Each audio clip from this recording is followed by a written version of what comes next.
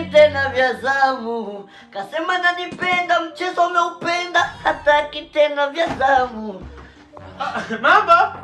Wewe vipi wewe, mkaza kwanza wewe. Wewe unaingiaje bila hodi kwenye milango ya watu?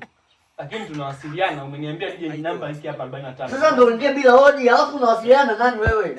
Nimewasiliana wewe hapo, simu si hapa ndugu yangu, umesema nije hapa. Wewe ni kama hapa ni guest. Mimi nataka kuwasiliana na mwanaume mwenzangu.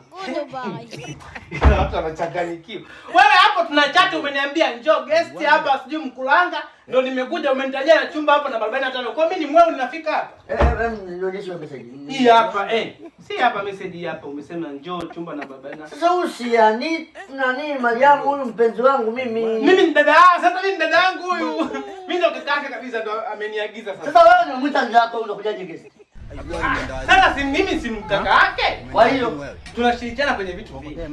okay. Ndio akasema kwamba wewe hapa mimi nije hapa kuna mzigo wake si unanichukua nimpelekee. Kuna mzigo.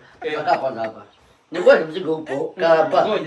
Ngoja kiongozi. Mbona hivyo? Yaani nielewe mimi. Wewe unapata mbato. Mbona makumbato? Tumepata mzigo. Mbona makumbato? Nakwambia naomba ukae hapa mwana. Ngoja kwanza nisikilize. Kuja kwanza. Kwa nini uje wewe wakati nimemwita dada yako? Nimekuona ngoja basi nisikilize. Sawa. Yule pale mimi ni dada yangu. Ndio. Sawa. Na mnashirikiana kwenye vitu vingi. Ndio. Basi. Nikae kivipi? Sikakuagiza mzigo. Ndio. Kaa hapa. Ngoja mimi hapa sikai. Mimi nipe mzigo niende. Lazima upumzike bwana. Wewe nani anapumzika? Nani anapumzika? Nimekwambia nimechoka. Nimekwambia nimechoka. Kiongozi. Ni kwamba kiongozi, usifunge mlango.